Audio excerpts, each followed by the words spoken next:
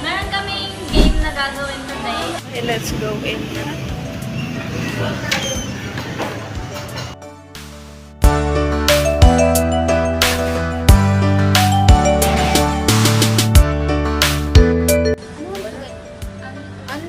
Sim, favorite food mo?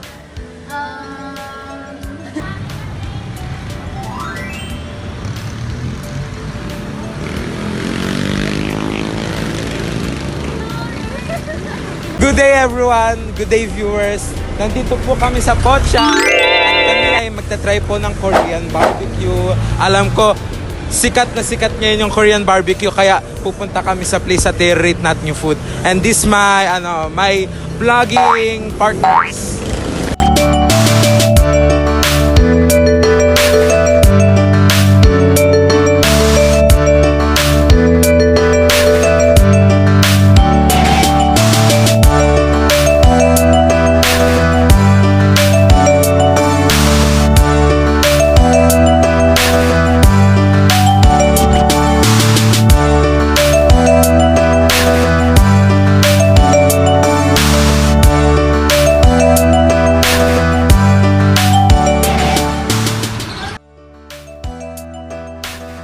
That's all. Now, let's head inside. Pocha Korean Pub and Grill offers a vibrant dining experience with a menu that features traditional Korean dishes alongside a modern twist and is located here at San Pedro, Laguna.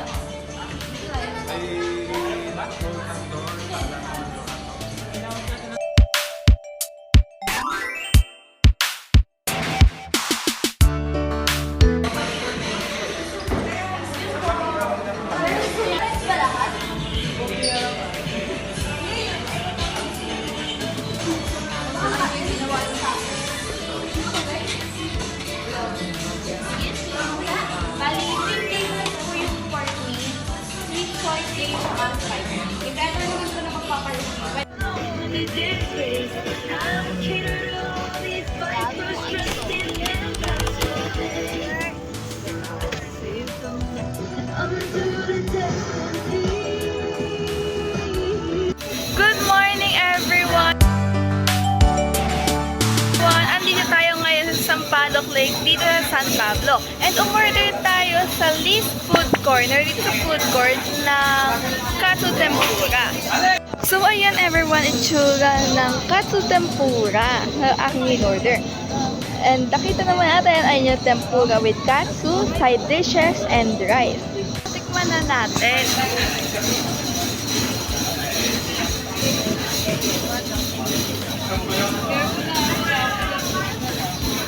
Puro harina.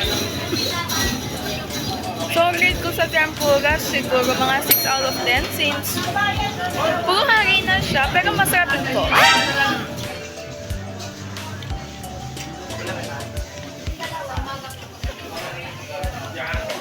Kaya sarap.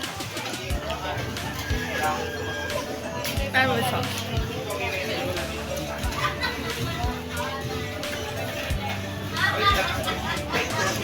Parang ang sarap ng tongkatsu nila.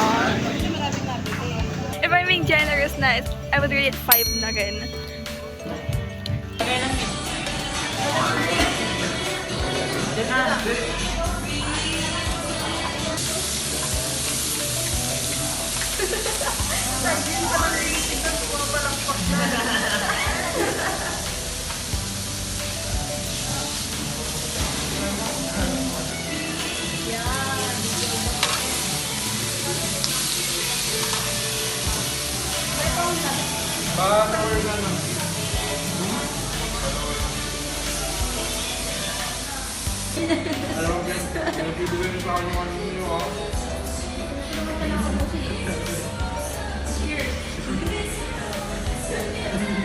Sarap guys. Must try.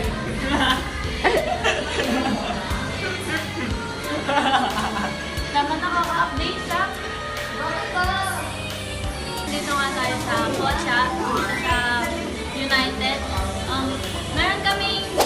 gagawin today. Kukuha kami sa jar na may mga papel with questions and yung lahat ng tao dito is magsasagot ng question na. So, mag-umpisa tayo kay... Kuha kami ng question. So, question is... Wala naman ako masyadong lugar na ayaw kong pinupuntahan. Ayoko lang sa lugar na may may amoy, mabaho, tapos yung maraming tao, yung overcrowded na yung place. Kaya nakaka-suffocate kasi pag sobrang dami ng tao. Yun.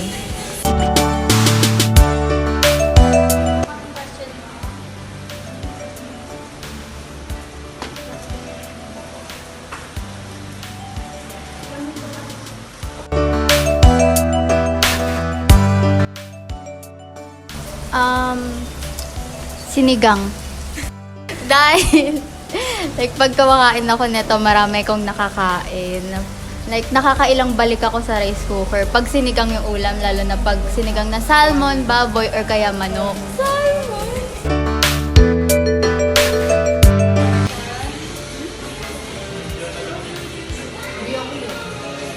Your question is...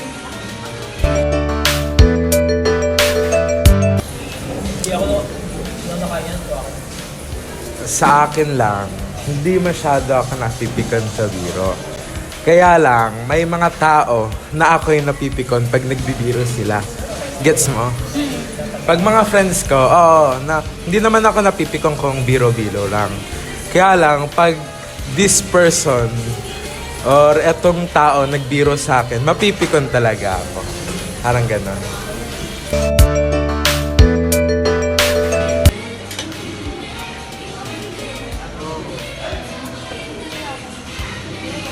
Your question is...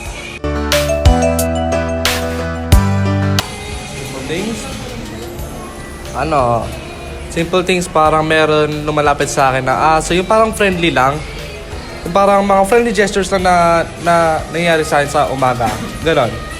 That's what makes me happy.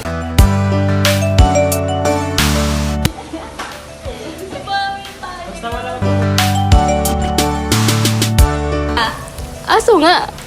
Tapos, kasi yung kaya ayaw ko sa pusa. Kasi, mabaho yung tae niya. Tapos, mabaho siya sa aso. Tapos, yung aso kasi is magaling sumunod. Ganun.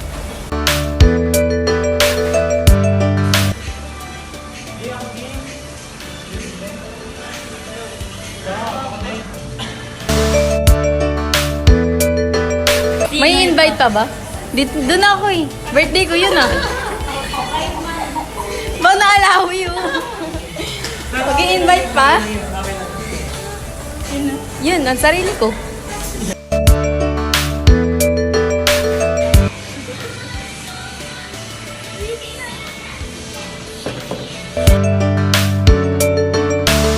Tinatanong pa ba yan? Okay. Siguro 8 siguro. Hindi kasi, may times na hindi naman dapat ikaselos yung isang bagay. Pero, syempre, dahil selosa ako, walang pake. Okay, let's go in.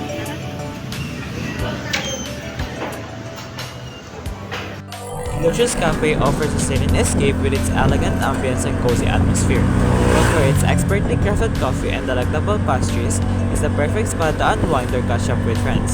With stunning views of the surrounding mountains, the cafe combines comfort and style, making it a must-visit destination in Baguio. So, syempre, after natin mag-lunch, need natin ng something na matamis after that failed the lunch, I guess. Failed the food. So, yan, tumating na yung foods natin. Meron tayong ube macaron. Meron tayong chocolate mousse. Then,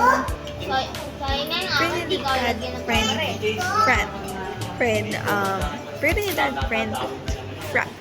Ayan, tikman natin anong nga ba lasa ng mga pagkain nila dito.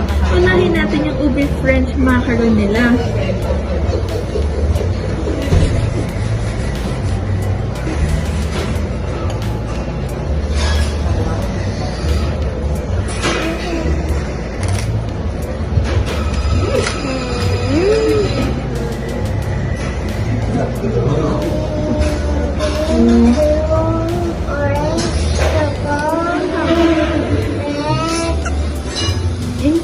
Ang sarap.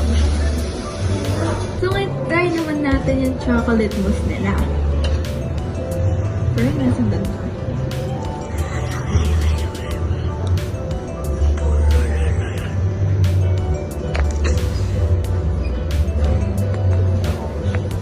Okay.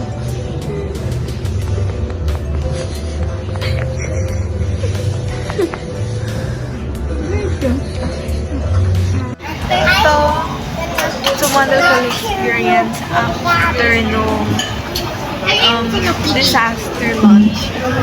And sinave naman itong food sa luxurious,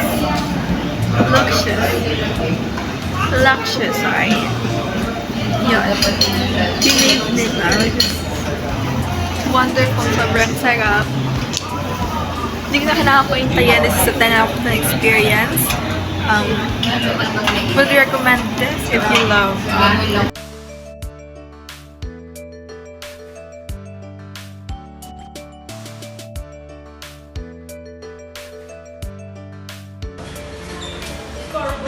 Food review.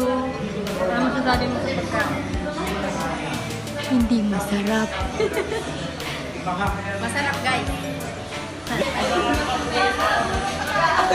Anong inaaway-away nyo?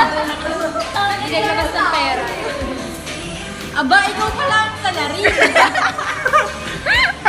Maghugas pa tayo ng plato tayo tayo. Anong tinatawa-tawa mo? Ilalagay niyo sa number.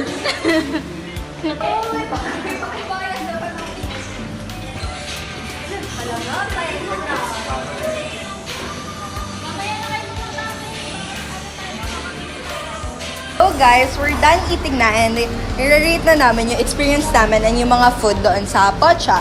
So for me, yung food, 9 out of 10. Okay lang naman, masarap. Lalo na yung cheese. Yung experience naman, 10 out of 10. The best of the best. Ang food ay 5/10. Ang itlog ay lasang bugok. Ang cheese ay matamis. Puro taba amit. At ang experience ay 11 out of 10. Yung food, i-rate ko lang 3/10. Kasi ang anghang nung fish. Rating sa food, mga 7 out of 10. Char! Hindi kasi nakakabusog. Hindi masyadong maraming puro taba siya. Yun lang. Ako, 7.5 out of 10.